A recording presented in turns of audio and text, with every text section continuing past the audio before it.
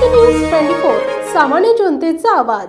जून पासून नवीन शैक्षणिक वर्ष सुरू होत आहे।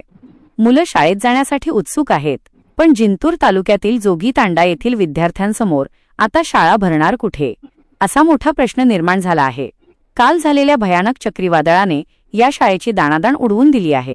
होय, जिंतूर तालुक्यातील जोगीतांडा येथील जिल्हा परिषद शाळेचे काल झालेल्या वादळी वाऱ्यांमुळे अतोनात नुकसान झाले आहे। वादळाचा तडाखा इतका तीव्र होता की शाळेच्या इमारतीवरील पत्रे हवेत उडून गेले। छताचे मोठे नुकसान झाले असून वर्गात ठेवलेले शैक्षणिक साहित्यही खराब झाले आहे। आधी जीर्ण अवस्थेत असलेल्या या इमारतीला आता वादळामुळे मोठा धोका निर्माण झाला आहे। अशा परिस्थितीत निष्पाप विद्यार्थ्यांना या वर्गखोल्यांमध्ये बसवणे म्हणजे त्यांच्या जीवाशी खेळण्यासारखे आहे।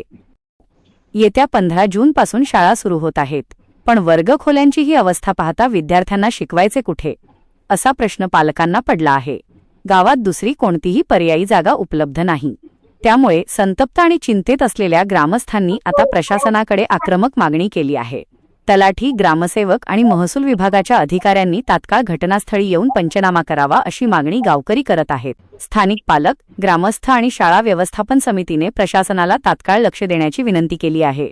वेळ निघून जाण्यापूर्वी वरिष्ठ अधिकाऱ्यांनी नुकसानीचा अहवाल तयार करून तातडीने निधी मंजूर करावा, जेणेकरून मुलांचे शैक्षणिक वर्ष वाया जाणार नाही।